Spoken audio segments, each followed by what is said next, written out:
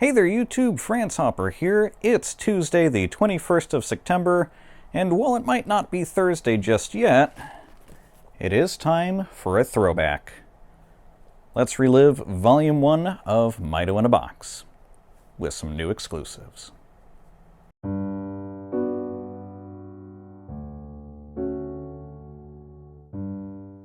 Alright, so let's open up Volume 15 and take a look. This is pretty much a revisit of Volume 1, but for the Deluxe Edition there are apparently a few new goodies in here. So, let's see. As always, I'll go ahead and scan the information cards in and put a link in the description. But we do indeed have some new stuff there. And then here's everything that is in the Standard Edition, which looks pretty much exactly what was in the very first volume. So, let me go ahead and set those aside here, and open everything up.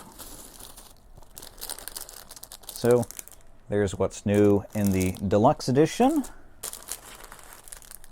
Of course, our extra goodies. And sure enough, this looks a lot like Volume 1. But we're going to go ahead and open it all up and revisit it. But of course, we'll start with the free gifts. Alright, so here are our extras for the month. They're not the same ones that came in Volume 1. They are new. First up, we have a little plush magnet here, and these are always fun. The Portland Japanese Garden actually has these for sale as well. I usually get the ones with the cats, but now I have what I'm pretty sure is a Shiba Inu. I'm not a dog person, so if I'm wrong, let me know down in the comments.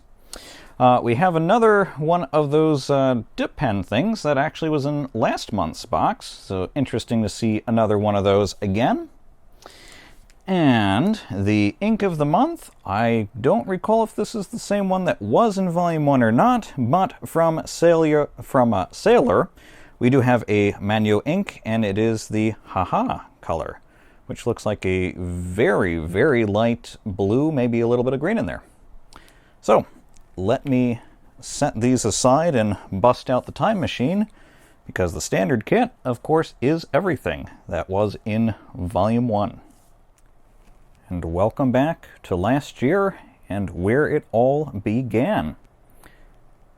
These are some of the items that were in Volume 1, which I will definitely put a link to in the description if you want to see that unboxing and relive that one for sure. But first up, from Lecturum, we have a hardcover A5 dotted notebook in a nice blue color this time around. Last time in Volume 1, I think I had a bright yellow one. I've had a couple of those from Maido now, and they're always an excellent notebook. Next up, from Platinum, we have the iconic Preppy fountain pen. This is like the best selling fountain pen of all time, I think, or at least in Japan. It's a very good, cheap starter pen. You can have a cartridge in it, or you can actually stick a converter in here. But this is the 0.3 nib, and if you're interested in fountain pens, can't go wrong with the Preppy to get started. Next up, from J. Herbin, we have the Perlel Noir ink, which I'm going to leave in the bag until it gets to my desk so it doesn't leak everywhere. It looks like it's definitely a very black ink, which is not the color that was in Volume 1, but hey, it's another ink. From Maruman, we have the super handy Zuon A7 memo pad. I have been leaving mine on my desk from Volume 1, and it's getting pretty full now.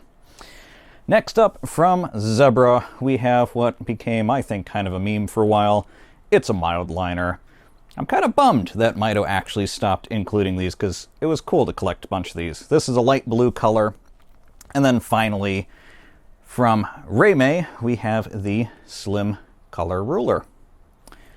So, let me set those all aside, take the banana out of the microwave so we get back to 2021, and we'll see what's new in the Deluxe Edition.